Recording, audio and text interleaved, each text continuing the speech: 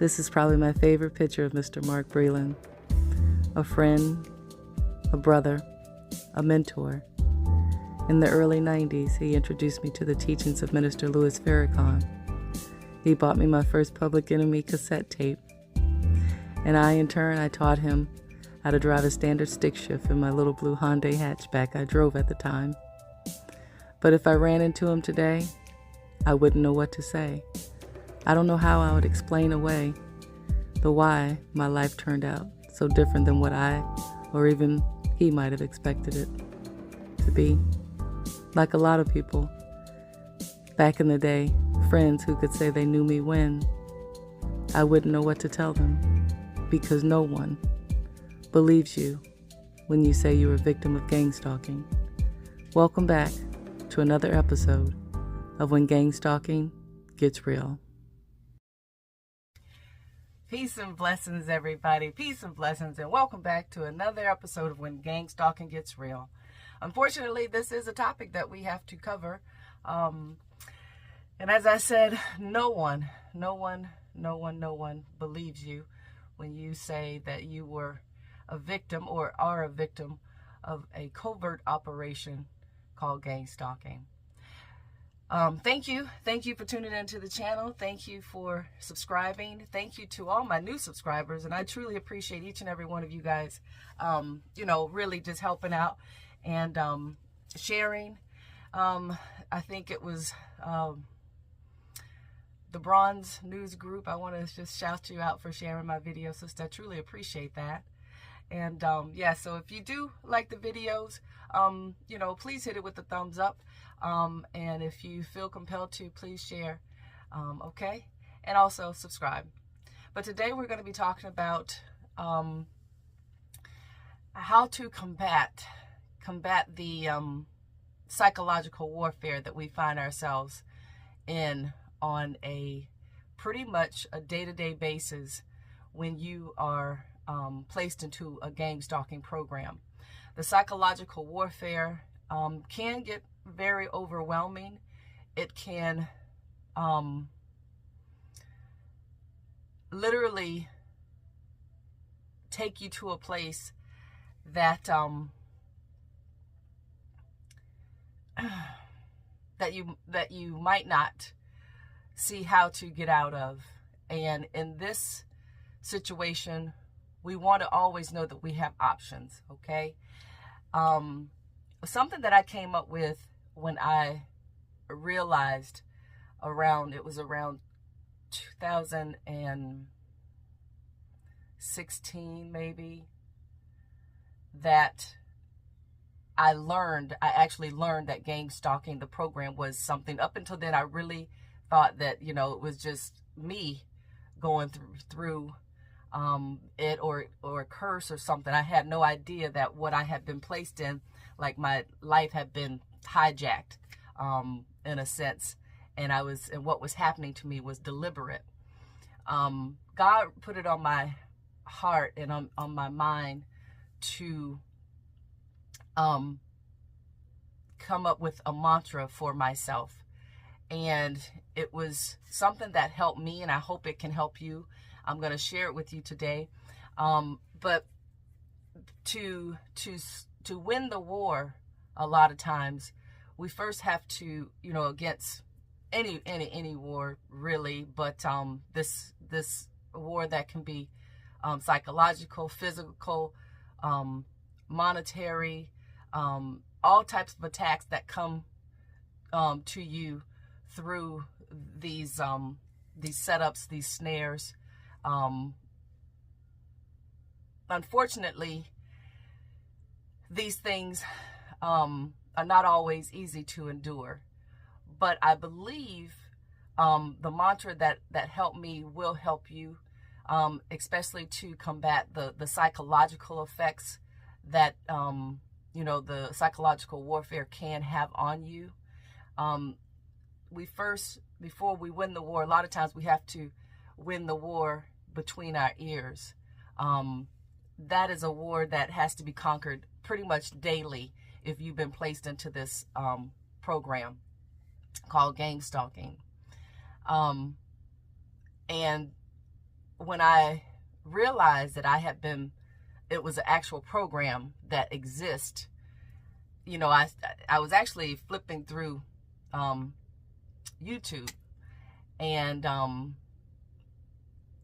something came across about a targeted individual, and I started reading it, and I'm like, well, that seemed like some of the stuff I've been going through for all this time, and after I pretty much read all of the symptoms, I was like, Lord, all this time, literally, this was being deliberately, all of these things was deliberate in my life. They were being, all the setups, all the snares, all the workplace mobbing, all of the harassment, all of the street theater. If you can't put a name or face to what you're up against, you really can't fight it. And when I realized that, what was laid on me was this mantra, and it is: no anger, no fear, no doubt, no shame, no guilt resides in my body. No anger, no fear, no doubt, no shame, no guilt resides in my body. Because although we are placed into a war that we never signed up to be in, the law of attraction is still working. And so a lot of times the psychological warfare that's utilized against us is utilized just to get the ball rolling. And our minds, as powerful as they are, will take over and do the rest. So we have to know how to handle each situation that might arise with care, with acumen, in the sense of, what is this? How do I identify it? How do I handle it? And how do I move around it? And how do I move forward? So let's talk about anger. No anger. So target individual, tell me this. What do you have to be angry about? What are you angry about?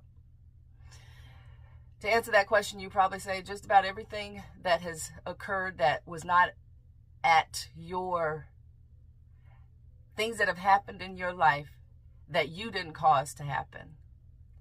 It does warrant some anger, okay? But what I want you to look at, and how I want you to see it, is we used to have a saying, we timed our pity parties. You know what I mean? You can sit and complain about something and everything, but you need to put a limit on it. So in this situation, if you feel anger because of an attack, however it comes to you, or some type of harassment, have your moment, but don't have your moment. Be upset. Talk about it if you have somebody to talk to about it. But at the same time, don't harness it. I spoke about before how you have to be almost your own psychologist, your own counselor, because there is no targeted individuals administration. There is no targeted individual,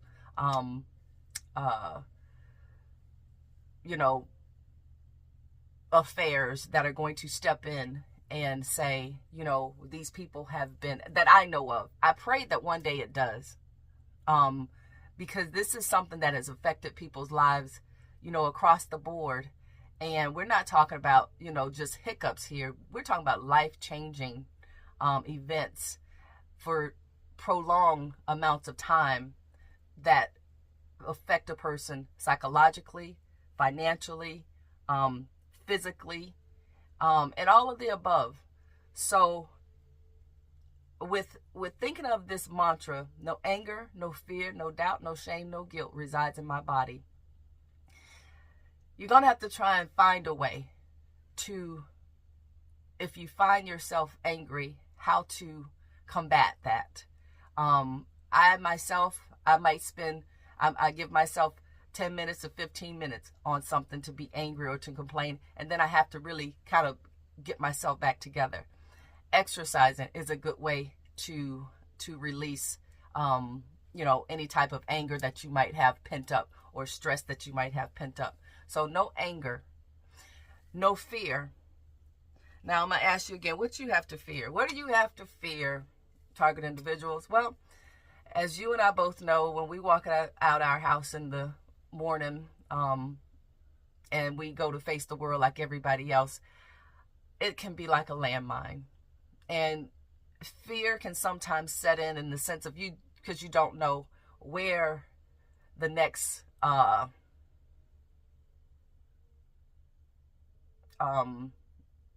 the next approach or the next attack, how large, how small, or anything is going to be. I myself, I think I've experienced everything from being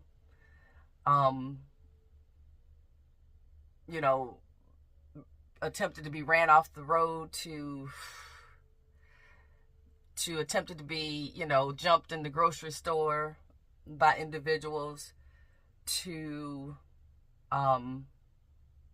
being out with the loved one and my loved one is about to be attacked. It's all kinds of crazy things can occur. However, I learned that I can't be fearful when I step out my home. And for that reason, it's because the psychological effects. If we think it, the more likely it will come. Now, if we don't think it, it could still come. However, this mantra is about you understanding how the law of attraction is still working, regardless of how many attacks these people, entities, and everything else are trying to bring against you. So you want to be sure that this war between the ears is basically on your side. It is there to assist you. No doubt, they will try and get you to doubt yourself. And even the best of us can get caught up in thinking, well, was that true? Or,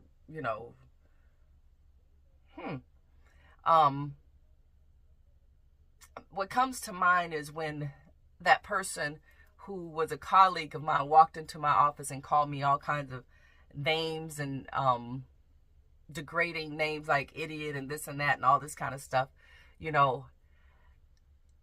If I wasn't equipped and I hadn't, been studious in reading, you can start to doubt yourself.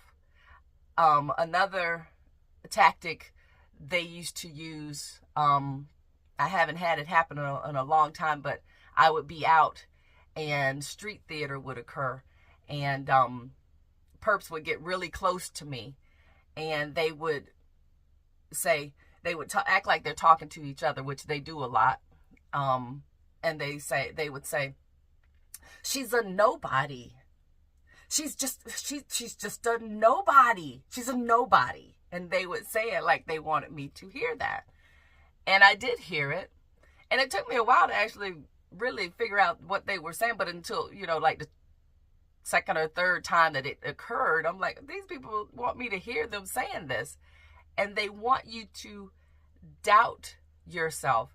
And now if I would have said to them, well, leave me alone.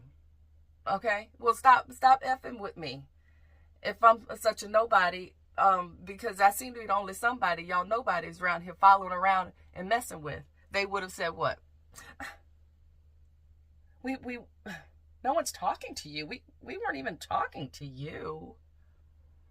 So then you will doubt yourself. You'll doubt everything about your judgment, if you will, or even a little bit. You can't allow that in.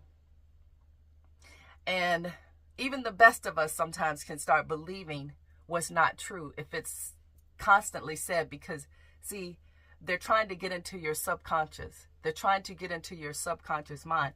But your subconscious mind only is completely open and susceptible up until around the age of 11. After the age of 11, you discern what you want to go in and what you don't want to go in. But a lot of times you will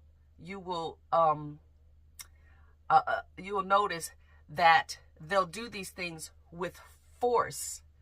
Okay, that's why that person came into my office with force, and they have emotion behind it. That's a very powerful combination that is geared and directed, and it is prompted to get you to get involved. They need you to buy in emotionally to their tactic. But just like I sat back and I said, is there anything else you need from me? And just like when the people were saying, oh, she's a nobody, I don't know what I didn't say anything to them, but at the time I had to get up because it was in a public place. And I was like, excuse me. And they kind of looked disappointed that I didn't respond to what they were saying. And you can't let them put doubt in your mind about who you are. You know who you are in your heart. In your heart, you've been chosen. That's why you have survived up until this point. That's why you have put up a good fight. That's why you have put thought into your day-to-day operations on how you need to survive to keep your mental together. When I say no doubt, no shame,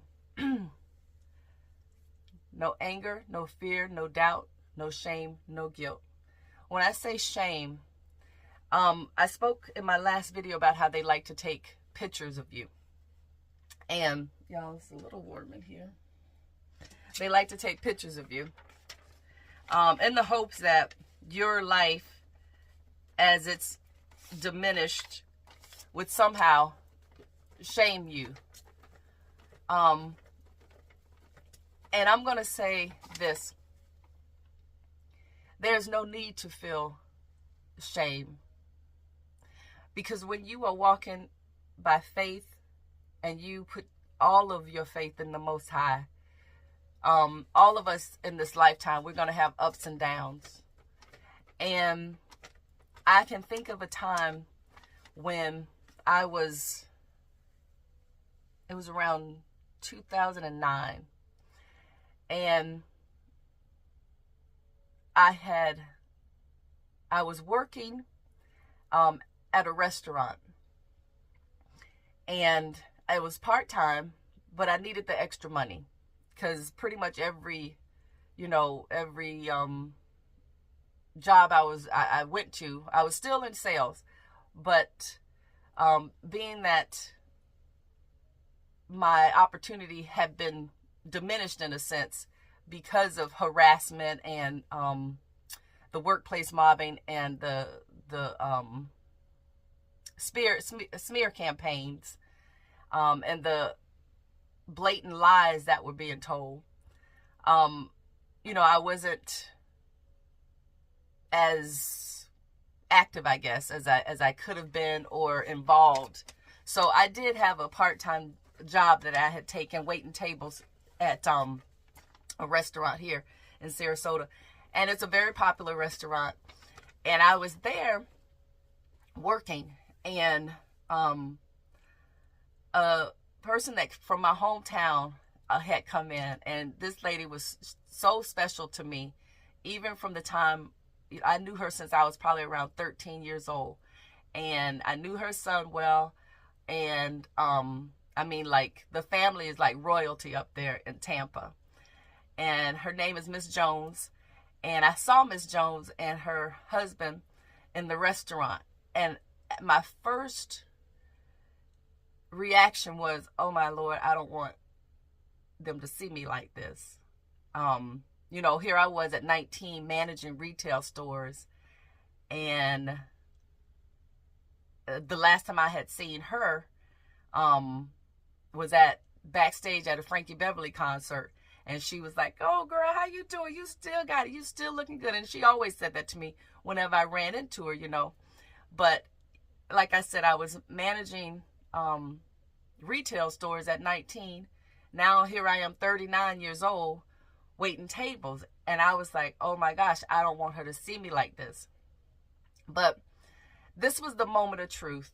You know, I felt a bit of shame, but I knew it wasn't because of anything that I had done for my life to be this way. It was because of setups. It was because of the snares. It was because of the workplace mob. And it was because of the harassment that I experienced in every workplace I had gone to. And even at this point, in this location, I was being harassed at this time. But I went over and I said, hey, Ma, how you doing? And she looked at me and she was like, oh, hey. But I could tell she kind of looked like, what you doing here? You know? And I just, you know, we spoke briefly. And I said, well, tell everybody I said hello and everything. And I kind of felt like, wow, what did she think? But I also said, you know, if I didn't say something, I would regret it. And I would be letting the isolation that they want you to feel because of shame. I felt like if I don't say something, I'm only given into, and still at this time, I didn't know about a Gangstalking program. I just knew I had to face this. This was a moment of truth for me. I said, I've known this lady since I was a young girl, and I'm not going to let the opportunity of me just saying hello to her, you know, escape this moment. So I just kind of, you know, swallowed my pride, and I went over and I did say hello to her and her husband. And later on, I had a friend that I spoke with that knew them as well. And they said, yeah, I ran into Miss Jones, and she said she's seen you. She said you was still looking good, but she just was surprised that you was waiting tables. Now, I don't know what the story, you know, my friend may have given to her about why I was where I was and why my life isn't the way it should be, or how I thought it or anybody else thought it would be. Could have said, well, yeah, she went through a really bad divorce or whatever. But at the same time, I learned that I can't be ashamed of where I'm at. That will eat you up. So never feel shame, because it's not at your hands. And also, I did a video sometime back on hold on to you. You might not have the money you used to have, but you still got to, you don't lose your style. Don't lose your ability to love and be loved. Don't lose your sweetness. Because all of this they're banking on. They're banking on, through the psychological warfare that they put on you, that it's going to trigger you continuing to bring every other bad thing into your life. No guilt. No anger, no fear, no doubt, no shame, no guilt resides in my body. In this situation, we never want to be in a place where we feel guilty about anything. And I have to say, and why is that? Because when you feel guilt, you are not yourself. You can't be your complete self when there is something inside of you that you either want to confess or you feel that you shouldn't be doing or should not have done. And in this Gangstalking program, what I did notice is that when you are doing things that you shouldn't do, it seems that the Gangstalking gets worse. It seems like they sense that you, or they are surveilling you, so maybe they know that you they know everything about you, and it seems like they want to cause things to occur in your life due to you doing something that you shouldn't do. Put it that way, that you shouldn't be doing. And my thing was smoking. And every time I would smoke, I felt guilty. I felt like I shouldn't be doing it. This isn't right. It's not right for my body. It's not right, it's not right to have the feeling that I feel. And I was actually ashamed of smoking. And finally, through prayer and through practice, I was able to kick that habit. I was able to stop smoking, and pretty much that was the last thing of what I might feel guilty for. And in this sense, with all of these things in this mantra, no anger, no fear, no doubt, no shame, no guilt resides in my body. You have to look at yourself as an antenna. And chosen ones, target individuals, if God has chose you to face this battle, it is something that he sees in you that is pure. And so we have to understand that if we continue to give in to certain things, we're going to attract certain things. You know what I'm saying? And it might be unwanted things. So I guess I can say that is my mantra, but I have one more that I want to share with you that I'm going to add to this. No anger, no fear, no doubt, no shame, no guilt, and no jealousy, no envy resides in my body. At this point, you realize that you are not on the same playing field that you were before this came into your life. Before you were able to earn a competitive wage or a competitive salary, you were able to be in a social setting where you were able to go out and buy the newer you was able to go out and spend $300-400 on a pair of shoes. Well, now you probably can't do that. It's something called social stratification, where meaning that you strategize socially for yourself. If you get an A, well, guess what? The next time you're gonna want an A+. If you are driving a Mercedes, now you probably want to get the new Mercedes Maybach that's gonna be coming out. You strategize socially in your social circles, in your community, and in everything else. But at this point, you can't do that. But you can't allow yourself to look at other things, at other people or other groups and feel any type of envy. Because that is, first of all, it's a sin, but also it is something that you can't control. You can't covet everything that you see. God does sustain you through this, and he carries you through. And I always, when I look at the things around me and that I used to have and that I don't have anymore, and that, how it might look and I always think about being in an attitude of gratitude. I'm always grateful for what I have, because I know that whatever it is, it's what I'm supposed to have at this moment.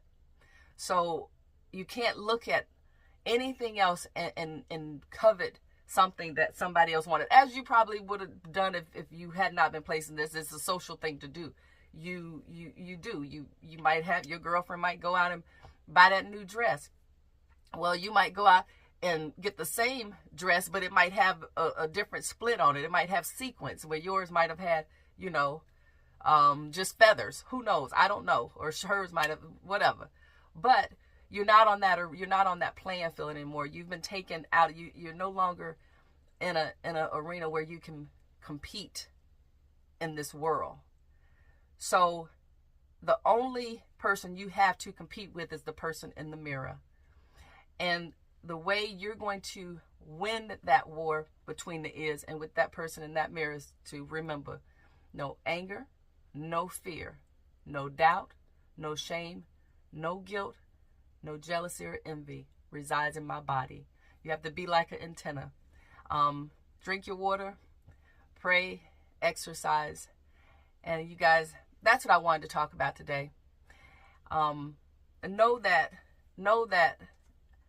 when you walk in faith, everything is going to be okay.